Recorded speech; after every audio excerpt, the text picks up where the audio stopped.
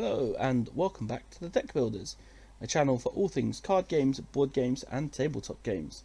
This week we saw the Fantasy Flight Games live stream and playthrough of the new Star Wars deck building game, which gave us a bigger insight to what the Star Wars game will play like, and some more of the cards spoiled for view. Today we're just going to recap some of the things that were shown off and seen. And first of all, a big thanks to Caleb and Josh for Fantasy Flight Games for the playthrough. First of all, the gameplay comes across as super simple. A really great way to get new players involved in card games and deck building games alike. Nothing that looks particularly hard, or even concepts that are difficult to understand and grasp, which is great for people of all ages and all backgrounds to card games. Some things that we learnt: so the Galaxy deck consists of 90 cards in total, 30 Empire, 30 Rebel and 30 Neutral. The Empire and Rebel cards are all faction locked and can only be purchased by those factions. The neutral cards are recruitable by both sides. I really like the idea that the Rebels may have hired some bounty hunters to help them, some Boba Fett or a Bosk, or even got the Hutts on their side to try and help them in their fights against the Empire. We see the starting planets again from the release article, and then a look fully at what an opening deck would look like. So 10 cards in total, so it's 2 copies of the attacking cards, the Stormtroopers or the Rebel Troopers, 7 copies of the resource cards, so the Imperial or the Alliance shuttle, and 1 copy of a wild card, which was the Inquisitor for the Empire or the Temple Guard for the Rebel. The wild card's a really nice addition. The ability to have it used for an attack or a resource or for one force. Really nice if you just need that extra attack to bounty hunt or to attack a base, or an extra resource to hire a really nice card. It's nice to be able to use it for whatever you need it to. We see the base building shown off, and when your initial base is destroyed, you then get a choice as to what base you want to use next from your base deck. I think this is so much better than it just being a random choice. I was a bit worried that it might just be you shuffle up your cards and the next one is the one that you pick, or the top card is the one you pick, because you might have some really powerful bases or even some powerful cards in your hand or in your deck that can really help activate and make your base better or your cards better. So we see bases such as Corellia, Endor, Coruscant, the Death Star, Hoth and Sullust, as shown all in the article, along with Lothal and Dantooine, which are your starter bases.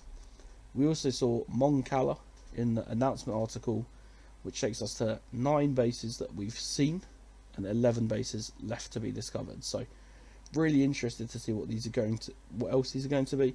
Hoping that we see some big favourites from the Star Wars universe, or maybe even some completely anonymous planets that might not have been talked about. Hopefully some stuff from the expanded universe, or things that even aren't mainstream. So I assume we'd see maybe Yavin, but the other ones, who knows, they could be anything. As the game goes through, we see more cards emerge. So in the playthrough we see a lot of the Rebel cards and a lot of the neutral cards, and not so many of the Imperial cards. But it's always good to see that we've got some old favourites in there. So Han Solo, the Millennium Falcon and Jabba the Hutt, just to name a few. They talk a lot about bounty hunting and sabotaging as we go through, so this is where you use your cards to defeat other cards in the Galaxy row, which will potentially stop your opponent from being able to recruit them. I'm not 100% sold on it. It just seems like attacking the base would be a much better thing to do. But we might see some cards to prevent it from happening for a turn, or maybe with specific units. I thought it'd be really cool if you could only attack the Death Star with ships or something similar, so that you can't just send out the Rebel Troopers and then all of a sudden you blow up the Death Star. They do talk about the only thing that you can't bounty hunt or sabotage are opponents' capital ships. So for you to be able to do that action, it's got to have a reward for it. So as on the upside down of the card, or the right way as the opponent would look at it, you've got to be able to see the reward for you to be able to do that action. I think overall I'm just really looking forward to it. The gameplay looks really simple to learn, but I'm sure it takes a long time to master. The game they play is about 38 minutes from when they start it to when they finish it. They only play 3 planets, so it's recommended that you start with 3 planets, but the full game would have 5. They talk about the ability to potentially go to 10 planets. So I can definitely see it, you know, playing in 30 to 45 minutes, something like that. Some other things they talk about is if you had 2 copies of the game, they talk about a 4-player mode. So 2 players for the Rebels, 2 players for the Empires, fighting off against each other. Whether that's going to be an official game mode, who knows, or that's just something that you could pick up with your friends. But they do mention that in the article, which is really good for getting more people involved. And then from a replayability factor, every unique card, there's only 1 copy of it, so you're only going to see 1 copy of Luke Skywalker. You're only going to see 1 copy of Darth Vader, or Jabba the Hutt, or I don't know, Lando Calrissian, something like that, which makes the replayability factor really, really high, because you might not see some cards for games, and then all of a sudden you're playing and you're like, oh cool, I've never seen this person before. So I think that's really cool. I'm really excited.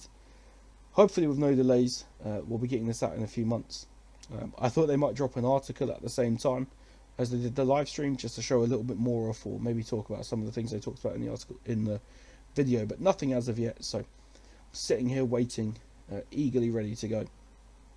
It would be great to hear about what the future might hold.